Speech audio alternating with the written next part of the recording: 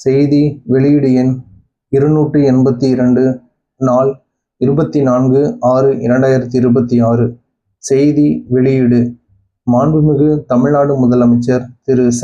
Joseph Vijay அவர்களின் உத்தரவிற்கிணங்க தென்காசி மாவட்டம் தென்காசி வட்டம் ராமநதி நீர்த்தேக்கத்தின் கீழ் பாசனம் பெறும் வடகால், தென்கால் மற்றும் பாப்பான்கால் ஆகியவற்றில் 1008.19 ஏக்கர் நேரடி பாசன நிலங்களுக்கு 25/6/2026 முதல் 31/10/2026 முடிய 129 நாட்களுக்கு வினாடிக்கு 60 கன அடிக்கு மிகாமலும் மொத்த தேவையான 168.03 மில்லியன் கன அடிக்கு மிகாமலும் கார்பருவ சாகுபடிக்கு நீர் இருப்பை பொறுத்து தண்ணீர் திறந்துவிட தமிழ்நாடு அரசு ஆணையிட்டுள்ளது.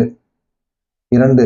இதன் மூலம் தென்காசி மாவட்டத்தில் தென்காசி வட்டம் ராமநதி நீர்த்தேக்கத்தின் கீழ் பாசனம் பெறும் வடகால், தென்கால் மற்றும் பாப்பான்கால் ஆகியவற்றில் 1008.19 ஏக்கர் நிலங்கள் பாசன வசதி பெறும்.